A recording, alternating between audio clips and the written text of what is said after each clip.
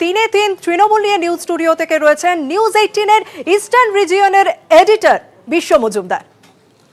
ধন্যবাদ শর্মিষ্ঠা। গোটা দেশে আজকে নজর ছিল, পশ্চিমবঙ্গের তো বটেই, যে তিনটি উপনির্বাচনে কি ফলাফল হয়।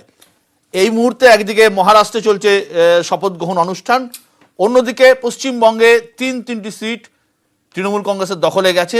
একটি সিট তৃণমূলের ছিল, যেটা করিমপুর, এবং খড়গপুর এবং কালিয়াগঞ্জ ছিনিয়ে নিয়েছে তৃণমূল কংগ্রেস। তৃণমূলের কামব্যাক, লোকসভা ভোটের ফলে যে জায়গায় তৃণমূল চলে গিয়েছিল সেখান থেকে এই উপনির্বাচনে তৃণমূল অনেকটাই ভালো ফল করেছে এবং মুষ্টে পড়া তৃণমূল শিবির রীতিমতো চাঙ্গা।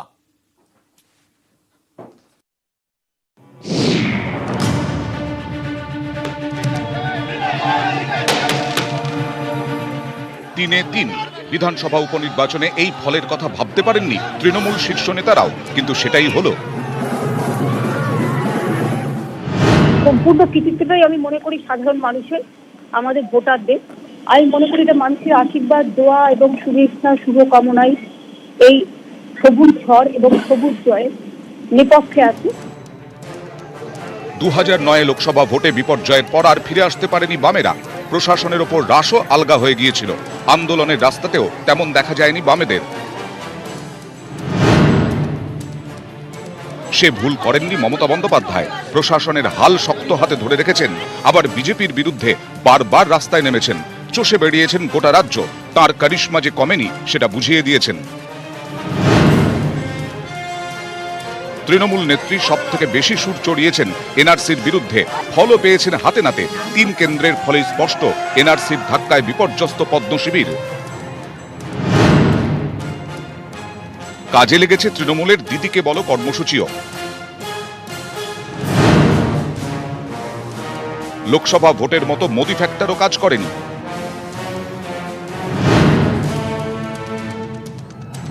দেখা যাচ্ছিল বাম কংগ্রেসের ভোট বিজেপিতে যাচ্ছিল, কিছু ভোট তৃণমূলে গেলেও এবারের মতো আগে কখনো হয়নি। জোট গড়েও ভোটে তৃণমূলে যাওয়া ঠেকাতে পারেননি বাম কংগ্রেস নেতারা। খড়গপুর সদরে কখনো জেতেনি তৃণমূল, সেখানকার বিধায়ক ছিলেন বিজেপি রাজ্য সভাপতি দিলীপ ঘোষ। লোকসভা ভোটেও অনেক এগিয়ে ছিল বিজেপি, সেই আসন জিতল তৃণমূল। রাজ্য সভাপতির গড়েই সব থেকে বড় বিপর্যয়। লোকসভা ভোটে উত্তরবঙ্গে মুছে গিয়েছিল তৃণমূল। এবার লড়াই ছিল কালিয়াগঞ্জে, যে আসনে আগে কখনো জেতেনি তৃণমূল। লোকসভা ভোটে প্রায় 57,000 ভোটে এগিয়েছিল বিজেপি। উপনির্বাচনে সেই কালিয়াগঞ্জে জয় পেয়ে চমকে গিয়েছেন তৃণমূল নেতারাও। শুধু করিমপুরই ছিল তৃণমূলের হাতে, সেই আসনও ধরে রাখল তৃণমূল। উপনির্বাচনের ফল 2021-এর যুদ্ধের জন্য বাড়তি অক্সিজেন জুগিয়ে গেল রাজ্যের শাসক শিবিরে। রাজ্য রাজনীতিতে অত্যন্ত জোরালো ছাপ রেখে যাবে এবারের উপনির্বাচনের ফল। নিউজ 18 বাংলা।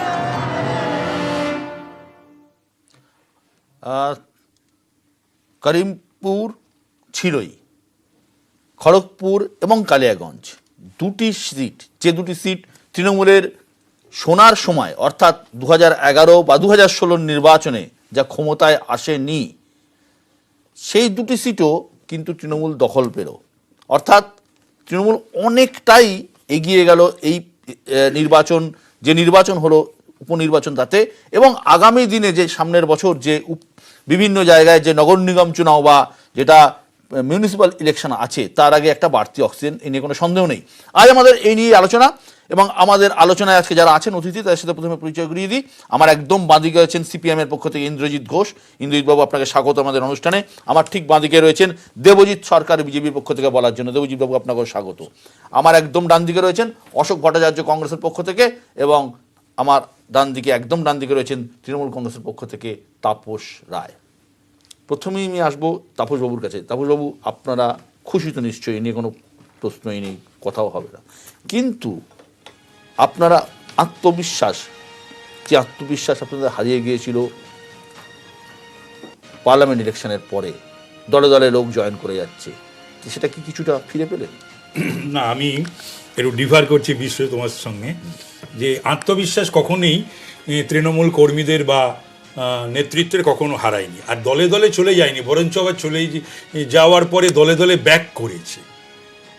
যে কথা বলা হয়েছিল বা বলতো বিজেপির কেন্দ্রীয় এবং রাজ্যের নেতৃত্ব, যে এই এতজন জয়েন করছে, এতজন যোগাযোগ করছে, এগুলো আমরা শুনতাম, কাগজে দেখতাম এবং টিভিতে শুনতাম, সেই অনুযায়ী কিন্তু তেমন কেউ সংখ্যাতেও নয় আর বিশেষ কেউ জয়েন করেনি। আত্মবিশ্বাস রাজনীতিতে যে কোনো রাজনৈতিক দলেরই থাকতে হয়। যদি কনফিডেন্স না থাকে, আত্মবিশ্বাস না থাকে, তাহলে পরে কিন্তু রাজনীতিতে থাকা এবং না থাকা এটা একটা একই রকম হয়ে দাঁড়ায়। সুতরাং সেই অর্থে আমাদের আত্মবিশ্বাস ছিল বলেই তো আমরা বলতাম, আমরা বলেওছি। এই স্টুডিওতেও বসেও আমরা বলেছি, অন্য স্টুডিওতেও বসেও বলেছি, কাগজেও বলেছি। কিন্তু আমি বলছি যে এটা আহ্লাদিত হওয়ার কোনো ব্যাপার নেই। মানুষ যে আস্থা মমতা বন্দ্যোপাধ্যায়ের ওপর রেখেছেন আজকের ভারতবর্ষের রাজনীতির প্রেক্ষাপটে এবং বাংলায় গত কয়েক বছর ধরে যে রাজনীতির বা সংস্কৃতির আমদানি করার প্রচেষ্টা, অপপ্রচেষ্টা হচ্ছে, তার প্রেক্ষিতে সেখানে আমাদের দায়িত্ব অনেক বেড়ে গেল। মানুষ যে আস্থা ভরসা বিশ্বাস আমাদের ওপর রেখেছেন এই তিনটে উপনির্বাচনে, যে তিনটে উপনির্বাচন অনেক কথাই আমাদের শুনতে হয়েছে। গতকালও বিজেপির পক্ষ থেকে আমি একটু বিজেপির কথা শুনিনি, একটু বিজেপির কথা। দেবজিৎ, কি মনে হলো, কি হলো ওটা? দেখুন, বাই ইলেকশনের গতি প্রকৃতি সবসময় দেখা গেছে যে সাধারণত শাসক দলের পক্ষেই থাকে। এরকম বলে মানে দায় এড়ানোর কোনো চেষ্টা করারও দরকার নেই। কিছু কিছু ক্ষেত্রে দু তিনটে বিষয় যেটা আমরা বলার চেষ্টা করেছি, মানুষের কাছে পৌঁছানোর চেষ্টা করেছিলাম, সেগুলো সেই রকমভাবে পৌঁছতে পারিনি। যেমন ধরুন এনআরসি নিয়ে এবং সিএবি নিয়ে আমি একটা জিনিস ঘটনাটা বারবার ছোট জিনিস স্মরণ করিয়ে দিই। বিজেপি ভারত পশ্চিমবঙ্গে প্রথম খাতা খুলেছিল একটি বাই ইলেকশনে জিতে, প্রথম খাতা খুলেছিল বিজেপি। বহু বছর আগে অশোকনগর বলে একটা সিট ছিল, সেই সিটটাও ওখানে আর নেই, বাই ইলেকশনে খাতা খুলেছিল। হ্যাঁ বলুন। হ্যাঁ, সেই সময় সেটা বহু বছর আগে, তখন আমার তো স্কুল লাইফে, সেগুলো মানে আরো আগে। যাই হোক, বিষয়টা হচ্ছে যে না ঠিক আছে, বিষয়টা হচ্ছে যে জায়গাটাতে এই জিনিসটাকে আনা হচ্ছে, যে বোঝানো হচ্ছে যে মানে একটা প্রচন্ড কিছু হার হয়েছে বা কিছু হয়েছে, এরকম ভাবে ব্যাপারটা দেখার কিছু নেই। বাই ইলেকশন 1.5 বছরের জায়গা, এবং কিছু জায়গায় ওনারা প্রতিষ্ঠা করতে পেরেছেন কিছু জিনিসকে, এবং সেটা শুধু তৃণমূল কংগ্রেস নয়, সিপিএম এবং কংগ্রেসের যে জোট, তারাও পাড়ায় পাড়ায় গিয়ে বুঝিয়েছেন। এবং সব জায়গাতেই যে কম্প্রোমাইজের কথাটা বলার চেষ্টা হয়েছে, যে জাতির স্বার্থের জায়গায় কি তাহলে দল কি কম্প্রোমাইজ করবে, ভারতীয় জনতা পার্টি কিন্তু কম্প্রোমাইজের রাস্তায় হাঁটেনি। আমরা এর পরেও বলছি, এর আগেও বলেছি যে সিএবি করব, এবং সিএবি মানুষ দেখুন, একটা ব্রডার পার্সপেক্টিভে অনেক সময় অনেক কিছু বোঝা যায় না, বুঝতে পারেন না।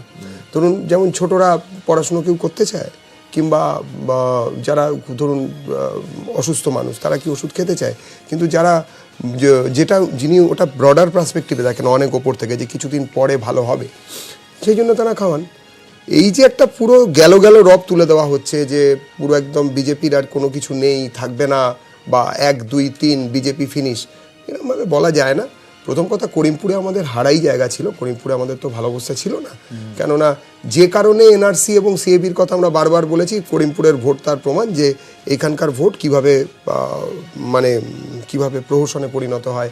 আপনারা দেখেছেন যে সন্ত্রাসের বাতাবরণ এই বাই ইলেকশনও পশ্চিমবঙ্গকে ছেড়ে গেল না। এই যে বাইরের প্রদেশগুলোতে যে ইলেকশন হয়েছে, কোথাও দেখেছেন কেউ একটা কারো চুলে হাত দিয়েছে, কারো কান ধরে টেনেছে? এখানে মারামারি, এটাই কম্পারেটিভলি। কালিয়াগঞ্জে আমি নিজে প্রচারে ছিলাম, সাম্প্রদায় মানে কত সম্প্রীতির সঙ্গে ভোট হয়েছে সেটা আমি জানি, কেননা রেগুলার পতাকা পোড়ানো হয়েছে, হাতাহাতি হয়েছে, মারামারি হয়েছে, করতে দেওয়া হয়নি। সেগুলো ছোটোখাটো ব্যাপার, মানে যে বিশালভাবে পশ্চিমবঙ্গে তার তুলনায় কম, মানে অন্ধের তুলনায় ঝাপসা, কিন্তু হয়নি সেটা আমরা বলবো না। আপনারা খুব একটা সেরকম নয় যে আমাদের খুব একটা কিছু ইয়ে নেই। হ্যাঁ, নিশ্চয়ই প্রত্যেকটা ভোট থেকে আমাদের শেখার থাকে। বিজেপি হয় হারে নইলে শেখে, এরকম ভাবার কোনো কারণ নেই। বিজেপি হয় জেতে নইলে শেখে। আমরা আসছি। ইন্দ্রজিৎ, একটা সময় মানে পশ্চিমবঙ্গে বামেদের আপনি দীর্ঘদিন ধরে রাজনীতি করছেন, জানেন যে কি অবস্থা ছিল। প্রতিটা ইলেকশনে আমরা ক্রমাগত দেখছি রক্তক্ষরণ হচ্ছে, সেই রক্তক্ষরণ অব্যাহত।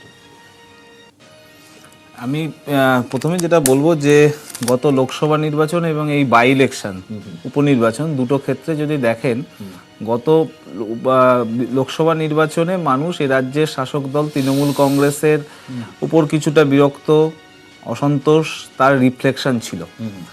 আর এই 6 মাসে বিজেপির বিভিন্ন এজেন্ডায় সবচেয়ে বড় ইকোনমিক এজেন্ডাগুলো চোখের সামনে এসছে, একের পর এক অস্বাভাবিক মূল্যবৃদ্ধি থেকে শুরু করে সমস্ত কিছু, মানে মানুষের কাছে ছিল যে কে বিপদ তার বিরুদ্ধে দাঁড়াবো। প্রথমে মনে হয়েছিল তৃণমূল কংগ্রেস খুব বিপজ্জনক শক্তি, তাই হচ্ছে বেটার একটা অল্টারনেটিভ খোঁজার জন্য বিজেপিকে ভোট দিয়েছিল। এখন মানুষের উপলব্ধি হচ্ছে বিজেপি আরও বড় বিপজ্জনক শক্তি, ফলে সেখান থেকেও মানুষ ব্যাক করছে এবং বাইনারি সিস্টেমে ভোট হচ্ছে, হয় তৃণমূল নয় বিজেপি। সমস্ত জায়গায় এরকমভাবে প্রচার মিডিয়া রাখা হচ্ছে। আর বিজেপি এবং তৃণমূল কংগ্রেস দুজনেই ভোটের এজেন্ডায় কিছু অর্থনৈতিক এজেন্ডাগুলো সবসময় পিছনে ঠেলে দেয় এবং সেই কারণে মানুষের যন্ত্রণার বাইরে অন্য এজেন্ডাগুলো, সামাজিক বিষয়গুলো বা অন্য এজেন্ডাগুলো সামনে এনে ভোট করার কারণেই অনেক ক্ষেত্রেই যে ভয়, ভীতি, মানুষের নিরাপত্তা, এই সমস্ত এজেন্ডাতে ভোট হচ্ছে। সেক্ষেত্রে এইরকম একটা রেজাল্ট, মানে মানুষের কাছে উপলব্ধি যে বিজেপি বিকল্প নয় এবং বিজেপির সরকার হলে পশ্চিমবঙ্গে মানুষ ভালো থাকবে না, এটা একটা উপলব্ধির মধ্যে কিছুটা হলেও এসছে এবং সেইটার জন্য এটা হয়েছে। আমাদের ক্ষেত্রে যেটা আমরা বলতেই পারি যে এই যে দুটো ভাগে ভাগ করে দেওয়া বাইনারি সিস্টেমে যখন লড়াই চলে তৃণমূল না বিজেপি, সেক্ষেত্রে এরকম জায়গায় হলে কিছুটা ভোট কম আছে। কিন্তু একটা জিনিস তো, এই রাজ্যের মানুষের দৈনন্দিন সমস্যা নিয়ে আমরা লাল ঝান্ডা মানুষের সঙ্গে রাস্তায় আছি, প্রতিটা এজেন্ডাতে আছি।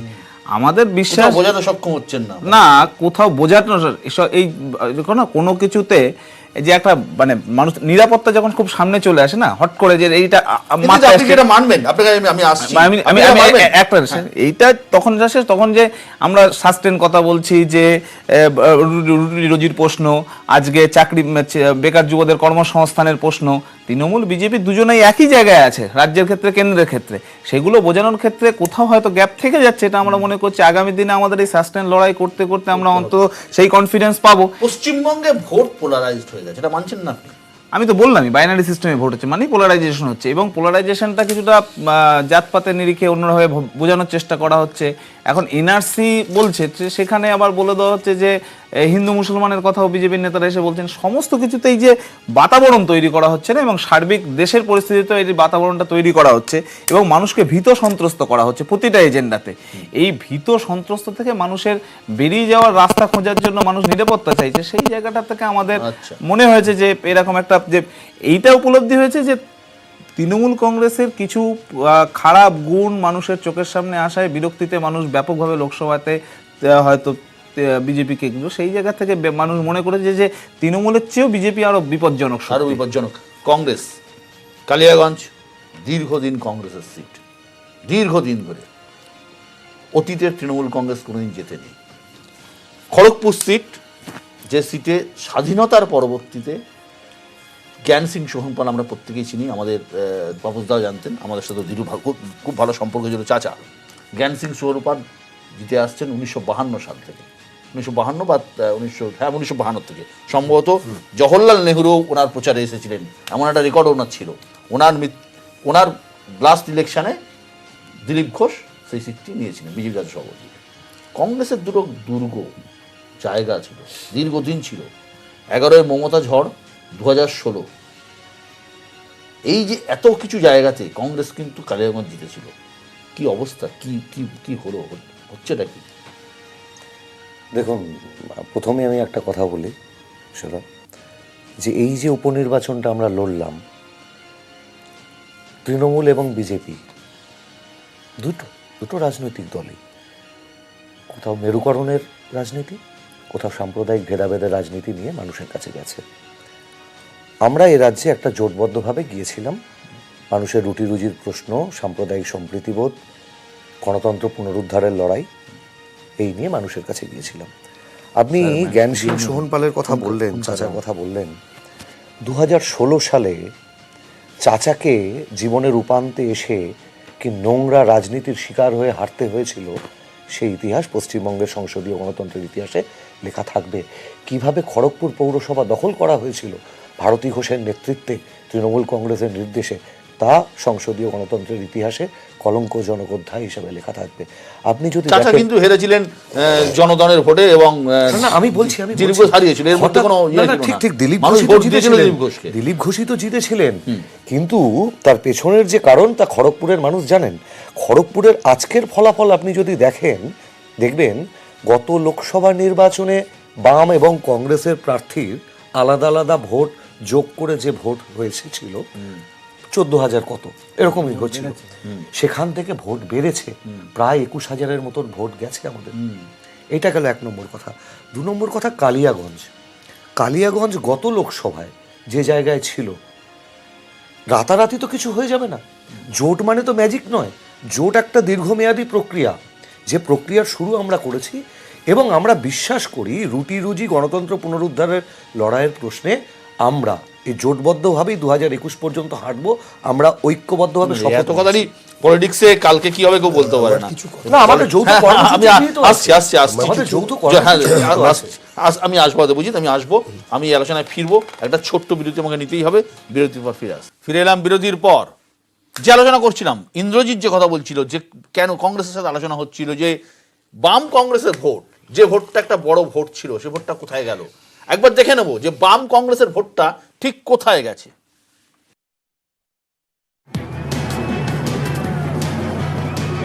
কালিয়াগঞ্জ, করিমপুর, খড়গপুর, রাজ্যের 3 বিধানসভা উপনির্বাচনে সেই একই ফল, ভরাডুবি জোটের। রাজ্যে ক্রমশ কংগ্রেস আর বামেরা অস্তিত্ব সংকটে। একের পর এক ভোটে, বিশেষত বাম ভোট গিয়েছে বিজেপিতে, সামান্য কিছু ভোট গিয়েছিল তৃণমূলে। সেজন্য বারবারই বাম কংগ্রেসকে কাঠগড়ায় তুলেছেন তৃণমূল নেত্রী। কিন্তু এবারের উপনির্বাচনে অন্য হাওয়া। জোট করেও তেমন লাভ ঘরে তুলতে পারেনি বাম কংগ্রেস।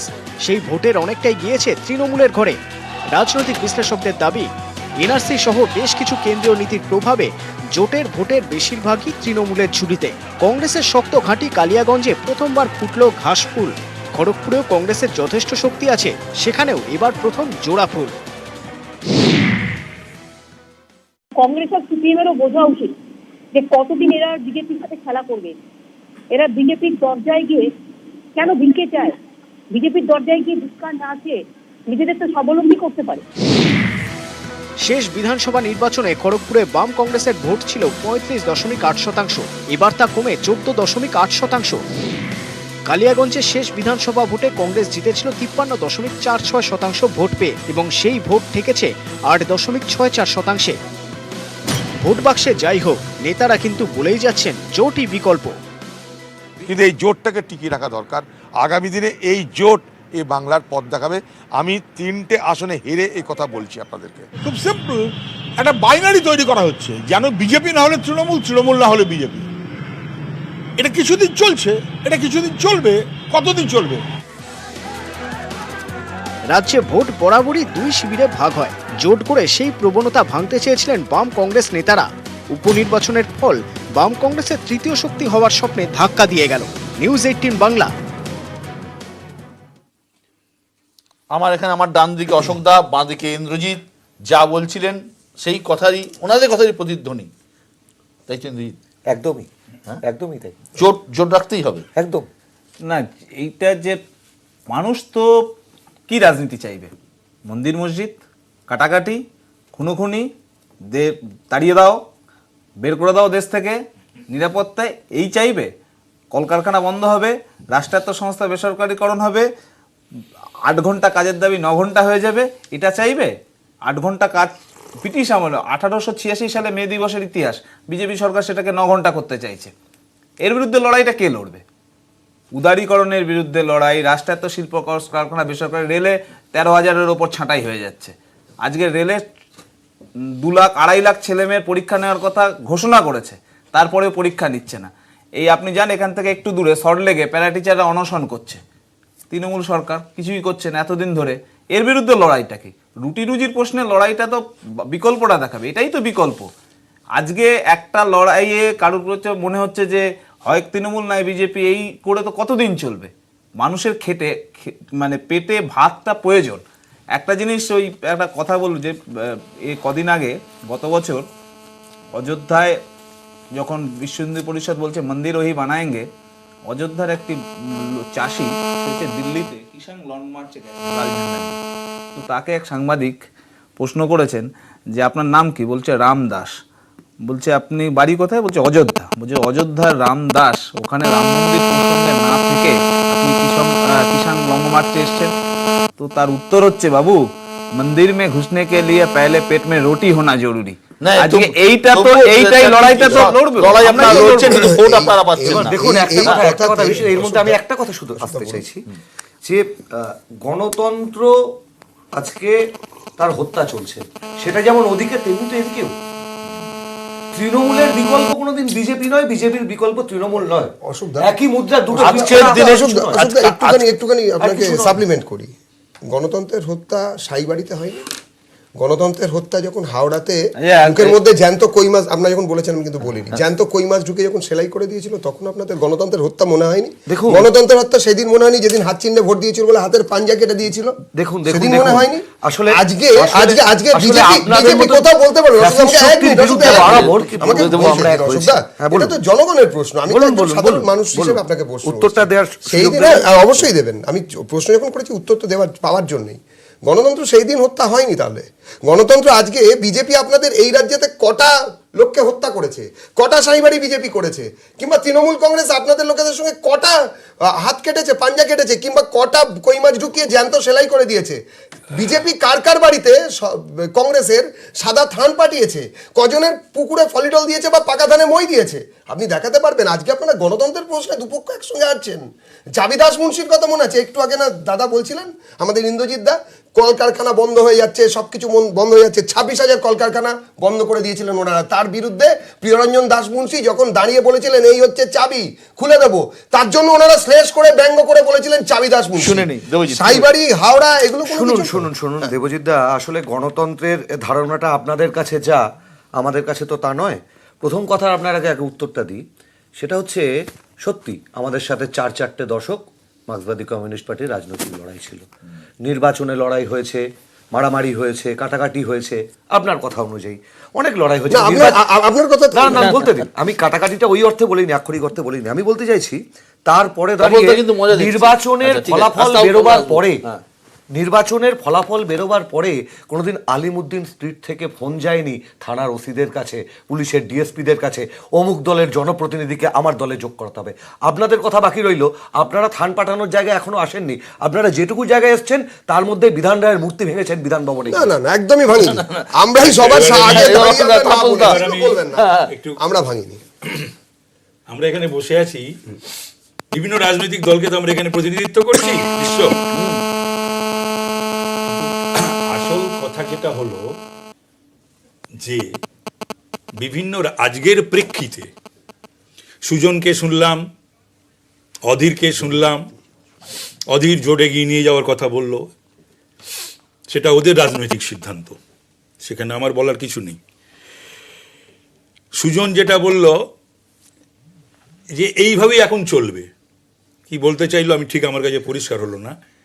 এইভাবেই এখন কিছুদিন চলবে, সেটা তাহলে ও মানছে, স্বীকার করছে।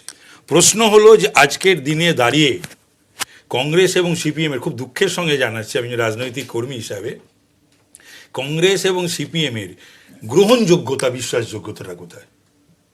এই প্রেক্ষাপটে দাঁড়িয়ে স্টুডিওয় বসে আমি যাই বলি, যাই শুনি না কেন, বাংলার মানুষের কাছে বিজেপি বিরোধী শক্তি যদি কংগ্রেসকে মেনে নেয় বাংলায়, আমার তো কোনো আপত্তি নেই। যদি মেনে নেয় সিপিএমকে, আমার তো কোনো আপত্তি নেই। সিপিএম তো প্রচুর এনর্মাস সুযোগ দিয়েছিল, পেয়েছিল, নিয়েছিল, তারপরেও 34 বছর, not a matter of joke. এবং তার আগে কংগ্রেস তো 77-এর পর থেকে কংগ্রেসের তো আর কোনো বিষয় নেই। আমি অতীতে যেতে চাইছি না, আমি অশোক বা ইন্দ্রজিৎকে আর অতীত আমি ঘাটতে চাইছি না, বলতে চাই না। আমার কাছে প্রচুর দৃষ্টান্ত, পরিসংখ্যান, পরিসংখ্যানে গিয়ে লাভ, আমি যাব না। কিন্তু প্রশ্ন হলো তার থেকেও বড় যেটা হয়েছে বাংলায় সিপিএম এবং কংগ্রেসের লিডারশিপ ক্রাইসিস চলছে।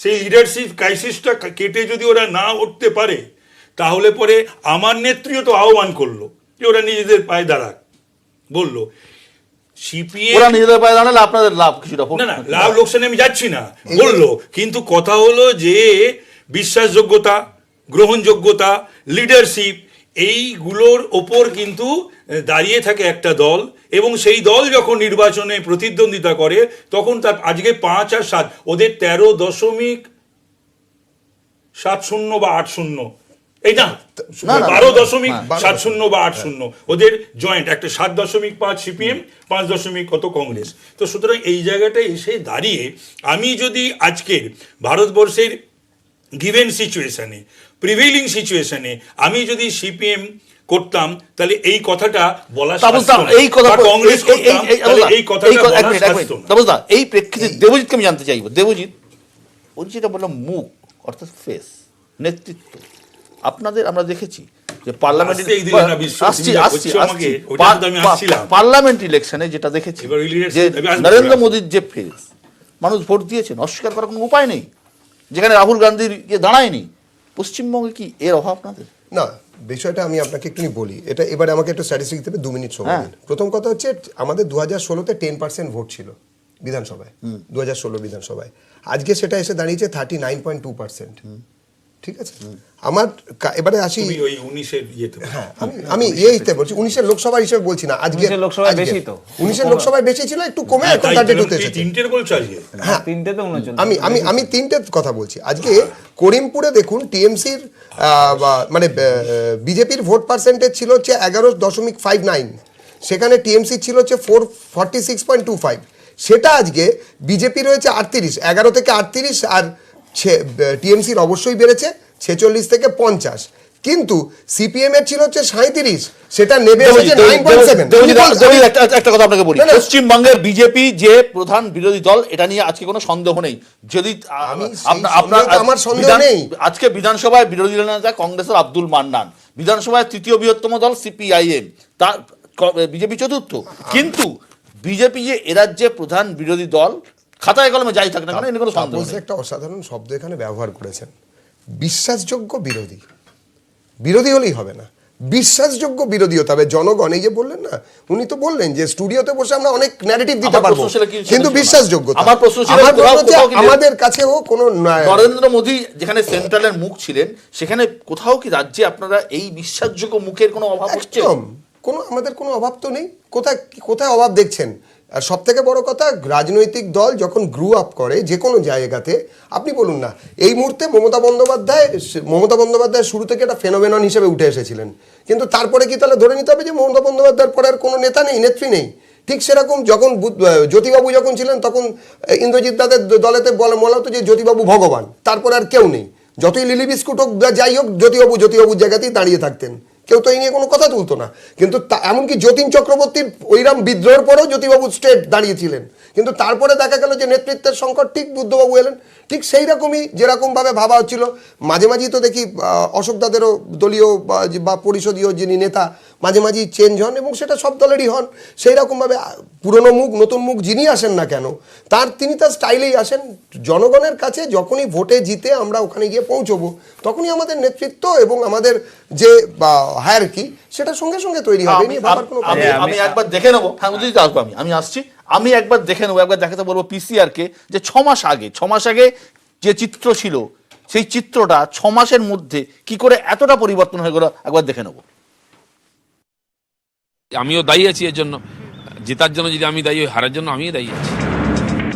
লোকসভা ভোটে 18 আসনে জয়, তারপর থেকে বিজেপি নেতাদের কথাবার্তায় মনে হচ্ছিল রাজ্যের ক্ষমতা দখল স্রেফ সময়ের অপেক্ষা। দলের সর্বভারতীয় সভাপতিও বারবার শুনিয়েছেন টার্গেট বাংলার কথা, কিন্তু 3 বিধানসভা কেন্দ্রের উপনির্বাচনে ধরাশায়ী তাঁর দল। প্রাথমিকভাবে বহু বিজেপি নেতা মনে করছেন ভরাডুবির মূল কারণ এনআরসি, অনেকে আবার এখনই তা মানতে রাজি নন। এনআরসির বিষয়টা বোঝাতে ব্যর্থ হয়েছি, সেইটা আজকে কাজে লাগিয়েছেন তারা। এনআরসি তো খড়গপুরে পুরো ছিল না, বিভিন্ন ভাষাভাষী ভোটার আছেন ওখানে, সেটা এনআরসি শুধু নয়। কেন্দ্র ওয়ারি ফলাফলে দেখা যাচ্ছে 2 কেন্দ্রে ভোট কমেছে বিজেপির। খড়গপুর সদরের বিধায়ক ছিলেন দিলীপ ঘোষ, নিজে ঘাঁটি গেড়ে সেখানে ভোট করেছেন, কিন্তু খড়গপুরে লোকসভা ভোটের তুলনায় বিজেপির ভোট কমেছে প্রায় 24%। লোকসভা ভোটে কালিয়াগঞ্জে এগিয়েছিলেন বিজেপি প্রার্থী। কালিয়াগঞ্জ দখলের ব্যাপারে নিশ্চিত ছিলেন পদ্ম শিবিরের নেতারা, কিন্তু জয় আসেনি। ভোট কমেছে প্রায় 8%। ব্যতিক্রম শুধু করিমপুর। তৃণমূলের হাত থেকে আসন ছিনিয়ে নিতে না পারলেও এবার বিজেপির ভোট বেড়েছে প্রায় 4%। বাই ইলেকশনের রেজাল্ট নিয়ে কোনো বড় সুদূর প্রসারী প্রভাব এরকম ভাবা যায় না। আমরা তো লোকসভার সময় 8টা বাই ইলেকশন হয়েছিল বাংলায়, তার মধ্যে আমরা 4টা জিতেছিলাম, একটাও ছিল না। আমাদেরও অ্যাসেসমেন্টে কোনো গন্ডগোল ছিল, তাই আমরা 3টে হেরেছি। এটা জনাদেশ, এটা আমরা মাথা পেতে নিচ্ছি। ফল বিশ্লেষণে ভেতরের লড়াইয়ের কথা আসছে জোর করে ভোট করানোর অভিযোগ। चुनाव यदि ईमानदारी से होंगे तो हम चुनाव जीतेंगे, और जब चुनाव ही नहीं होंगे, पोलिंग बूथ कब्जा अभियान चलेगा, तो फिर हार जीत क्या, जो पोलिंग बूथ पर कब्जा करेगा वो जीतेगा चुनाव। তবে উপনির্বাচনের ফল পদ্ম শিবিরের নেতাদের যেন বুঝিয়ে দিল বাংলা দখল খুব সহজ হবে না। নিউজ 18 বাংলা। ফিরে এলাম বিরতির পর। আমাদের সঙ্গে নতুন একজন অতিথি যোগদান করেছেন। আমার সঙ্গে এই মুহূর্তে রয়েছেন অধ্যাপক শিবাজি প্রতিম বাসু। শিবাজিদা, আপনাকে স্বাগত। একটু দেরি হয়ে গেছে, কিন্তু আমরা আলোচনা করছিলাম আজকের 3টে উপনির্বাচনের ফলাফল নিয়ে। আমি ফলাফল নিয়ে আসছি। যেটা আমরা বিরোধী জায়গায় দেখলাম যে কোথাও একটা বিজেপির যে দায়িত্বে ছিলেন বিশ্বপ্রিয়, উনি বলছিলেন এনআরসি। মুকুলদা বললেন যে কোথাও মানুষকে আমরা বোঝাতে সক্ষম হইনি, বা কোথাও একটা ভুল হয়েছে, কোথাও ঠিক মতো ইয়ে হয়নি। দিলীপ দা বক্তব্য রাখলেন, দিলীপ দাও বললেন যে হারের দায় আমার। এনআরসি কি একটা বড় ইস্যু ছিল, বিশেষ করে কালিয়াগঞ্জ এবং করিমপুরের মতো জায়গায়? মুশকিলটা একটা অন্য জিনিস হয়েছে যে আমরা দেখেছেন যে আসাম অ্যাকর্ড অনুযায়ী কংগ্রেসের করা যে এনআরসি আসামে চলেছে, সেই এনআরসিতে রাইটলি আর রংলি সেই সময় রাজ্য সরকারের তক্তে বসেছিল হচ্ছে বিজেপি, কিন্তু এটা তো সুপ্রিম কোর্টের নজরদারিতে হয়েছে, সুপ্রিম কোর্টের সিস্টেমে হয়েছে।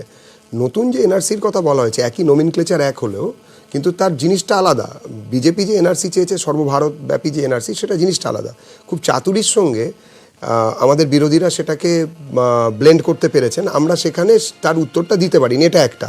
কিন্তু এই যে কাটাছেঁড়া হচ্ছে, বিজেপি কি পারলো না, তার থেকে বরঞ্চ এই নির্বাচন কি পেলো, সেটা নিয়ে একবার একটুখানি বলা মনে হয় আমার দিক থেকে ভালো।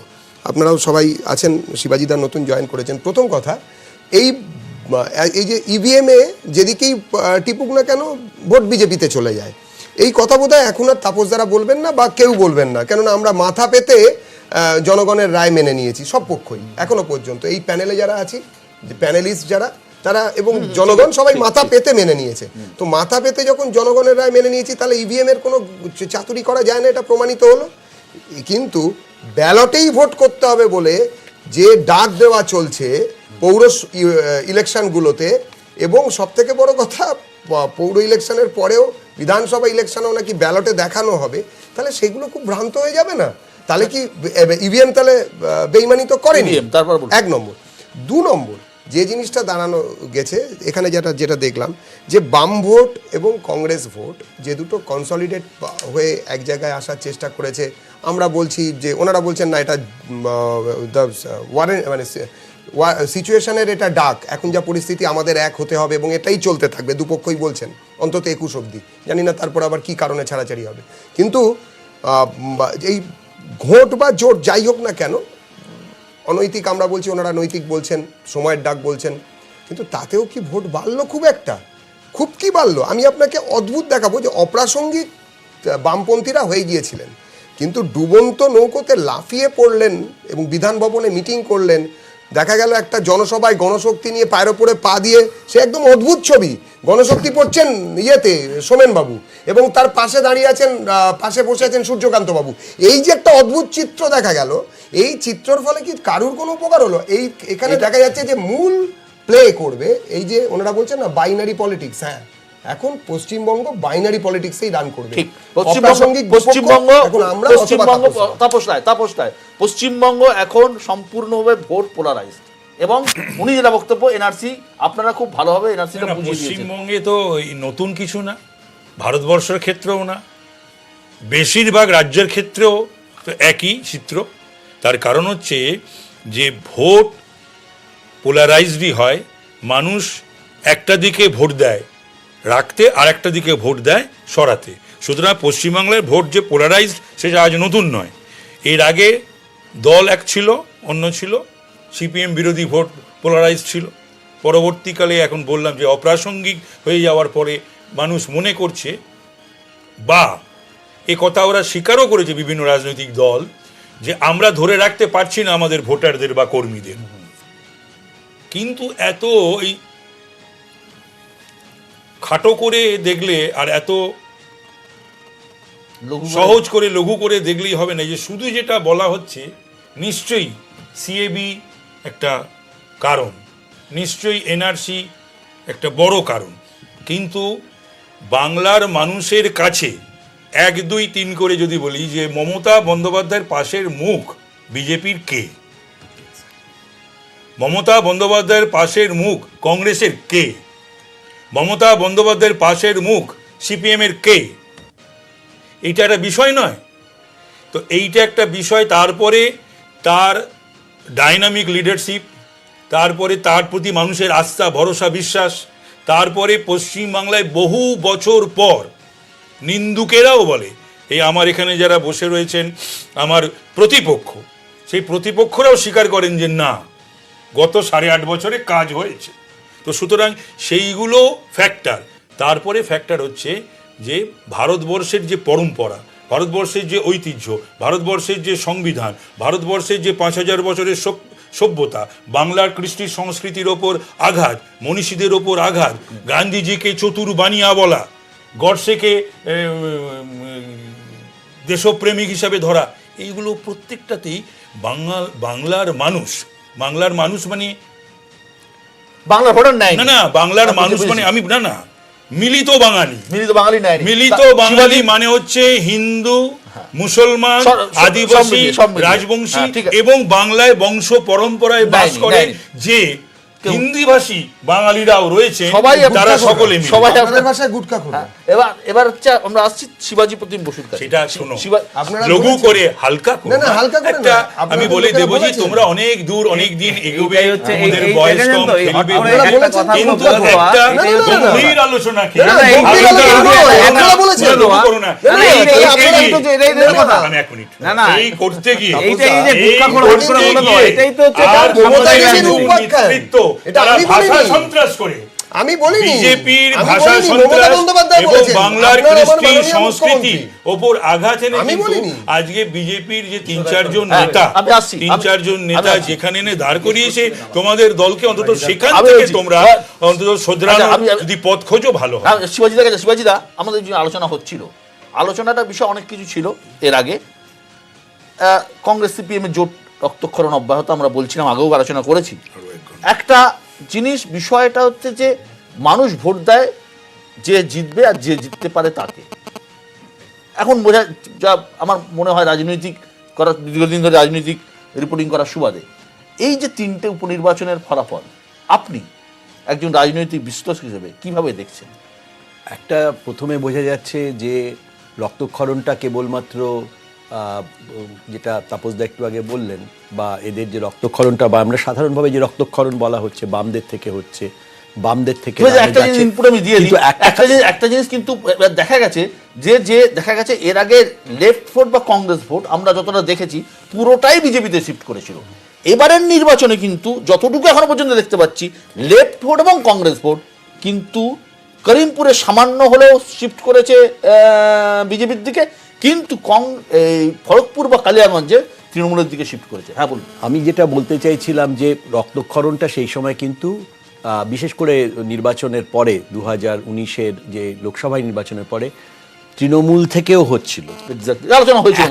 হ্যাঁ, আমি ছিলাম না, কিন্তু একটা ঘর গুছিয়ে ফেলেছেন, অনেকটা ঘর গুছানো যেটাকে বলে, সেটা অত্যন্ত পরিশ্রম করে যেভাবেই হোক এবং সাংগঠনিকভাবে হোক, দিদিকে বলো প্রোগ্রামের মধ্য দিয়ে হোক বা নানাভাবে জনসংযোগ, এটা কিন্তু ডোর টু ডোর অনেকের গেছেন এবং এই জনসংযোগেরই একটা অভাব এসেছিল। এবং আরেকটা আমি কথা বলবো, তখন এটা নিয়ে খুব ক্রিটিসিজম হয়েছিল বিশ্ব, কাটমানি। আমি আবার কথাটা বলছি একদম, কারণ কাটমানিতে বললে, কাটমানি বললে সেটা নিয়ে তৃণমূলই অভিযুক্ত হয়েছে অনেক জায়গায়, বা কাটমানি ফেরত দাও ইত্যাদি ইত্যাদি। কিন্তু একটা ব্যাপার হচ্ছে অ্যাঙ্গার বা ক্ষোভগুলো অনেকটা ভেন্ট আউট হয়েছে, সেটা ইমিডিয়েটলি তারপরেই এই নির্বাচনটা তখন হবে কেউ জানতো না, কিন্তু অনেক 2021-এর অনেক আগে। সুতরাং এগুলি হচ্ছে একটা কুশলী পদক্ষেপ, তার সঙ্গে ঘর গুছোনো এবং তার সঙ্গে বহু জায়গায় কিছুটা হয়তো পার্টি ডিসিপ্লিন, পার্টির মধ্যে বহু জায়গায়, অনেক জায়গায় যেটা তাদের দিক থেকে বাড়াবাড়ি হয়েছিল বা অন্য কিছু হয়েছিল, সেগুলিকে ডিসিপ্লিনে আনার একটা প্রচেষ্টা, সেটা একটা কাজ দিয়েছে। গোষ্ঠীদ্বন্দ্ব যা বলতে উল্টো চাইছেন। দিকে উল্টো গোষ্ঠীদ্বন্দ্ব খুবই এটা ব্যাপার একসঙ্গে আবার ফিরছে। যেমন আমি বিদ্যাসাগর বিশ্ববিদ্যালয়ে পড়ানোর সূত্রে মেদিনীপুরে থাকি, ওই সব জায়গায় আমরা দেখছি ফিরছে, মানে অর্থাৎ ফিরে আসার একটা ব্যাপার তৈরি হয়েছে। এই জায়গার পাশাপাশি যেটা দেখছিলাম যে আমাদের এখানে কিন্তু আরএসএসের অনেক পুরনো সংগঠন আছে পশ্চিমবঙ্গে, দীর্ঘদিন ধরে আছে।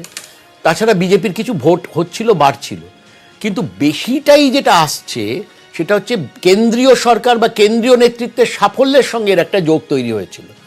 সেই জায়গাটা নির্বাচন অর্থাৎ কেন্দ্রীয় নির্বাচন চলে যাওয়ার পর কেন্দ্রীয় সরকারের লোক যে নেতাদের ঘড়ি ঘড়ি আসা বারবার আসা, টার্গেট করা, সেই জায়গাটাও তাদের কমে গেছে। এবং অন্যদিকে অল ইন্ডিয়ার অন্য জায়গা আছে। আজকে মহারাষ্ট্রে কি হচ্ছে, আপনি বলছেন কেন্দ্রের যে মানে শুধুমাত্র সাফল্য নয়, ব্যর্থতার দায়ভারও কিছুটা সাম এক্সটেন্ট আসছে তো। এবং NRC to a great extent, এবং তার সঙ্গে যেটা আসছে এখানকার যে, আমি জানি দেবজিৎ এটাতে এগ্রি করবে না, যেটা বিজেপির যে সাংগঠনিক শক্তি বা তাদের নিজেদের মধ্যে যা আছে, সেখানেও একটা ভাগাভাগি, পরস্পরের মধ্যে একটা রেষারেষি, এটা টের পাওয়া যায়। আমি অনেক নাম বলবো না, অনেক গুরুত্বপূর্ণ নেতাকে কিন্তু সব জায়গায় দেখতে পাওয়া যায় না। খুব টেলিভিশনে দেখা যায়, অন্যান্য জায়গায় দেখা যায়, কিন্তু তাদের প্রোগ্রামে দেখা যাচ্ছে। আমি তাদের জিজ্ঞেস করলাম যে কেন, তারা বললেন হয়তো আমি অন্য জায়গায়। মানে আপনি বলছেন তৃণমূলের যে আদি নবদ্বন্দ্ব সেটাও এখানে চলে এসেছে। এই দ্বন্দ্বটা, আদি নবদ্বন্দ্বটা, এটা আরেকটা ফ্যাক্টর। এই জায়গাটা কিন্তু আমি বলবো বিজেপির দিক থেকে। আমি এর সঙ্গে যুক্ত হচ্ছে এনআরসি, সেটা ওরা বলবেন ভুল বুঝিয়েছে, ঠিক মতো বোঝায়নি, চাতুরির সঙ্গে বুঝিয়েছে, হোয়াট এভার। আসামে যেভাবে হয়েছে 1600 কোটি টাকা খরচা করে হয়েছে, সুপ্রিম কোর্টের নির্দেশেই নিশ্চয়ই হয়েছে, কিন্তু এই সুপ্রিম কোর্টের নির্দেশেই হয়েছে না, বিজেপি এই জায়গাতে মানুষকে, এই যে ডিজিটাল কার্ডের জন্য দৌড়চ্ছে প্রত্যেকে, আমাদের এখানে সাধারণ মানুষ, এটা কিন্তু ত্রাসের সৃষ্টি করেছে। আমি একবার তৃণমূল সুপ্রিমো এবং বিজেপির সর্বভারতীয় সভাপতি আমাদের কি বলছেন শুনে নেবো। আমাদের ইন্টারভিউ দিয়েছেন, শুনে নেবো একবার। पश्चिम बंगाल की मुख्यमंत्री ममता बनर्जी कहती हैं कि किसी हाल में मैं एनआरसी को पश्चिम बंगाल में लागू नहीं होने दूंगी, चाहे केंद्र कुछ भी कर ले। तो इसमें मैं क्या कर सकता हूं? आप देश के गृह मंत्री हैं। एनआरसी बंगाल में भी होगा। এক তো হচ্ছে মানুষ বলেছেন নো এনআরসি ইন বেঙ্গল, এবং আমরা চাই না সারা দেশেও হোক। যদি কোথাও সুখ কবে যাই না পরে কীভাবে কি হবে না, বাংলায় প্রশ্নই আসে না। কারণ ওদের টার্গেট হচ্ছে, যেহেতু এনআরসি ম্যাক্সিমাম বাংলা ভাষায় কথা বলে আর বিহারি ভাষায়, হিন্দি ভাষায় কথা বলে, এইসব লোকগুলো যারা পশ্চিমবাংলায় দীর্ঘদিন আছে তাদের টার্গেট করে। বা আমার রাজবংশী ভাই বোন বলুন, কামতাপুর, সবাই, আমি সবাইকেই ভালোবাসি, পাহাড়ি সবাই। ওদের টার্গেট হচ্ছে বাংলাটাকে ছিন্ন বিচ্ছিন্ন করে। এটা আমরা করতে দেবো। বাংলা ঐক্যবদ্ধ, এই জয় আমি মনে করি এনআরসির বিরুদ্ধে মানুষের রায়, এবং বাংলায় এনআরসি হবে না। দেবজিৎ বিজেপি সর্বভারতীয় সভাপতি, প্রতিপক্ষ মমতা বন্দ্যোপাধ্যায়, কি বলবেন? না দেখুন,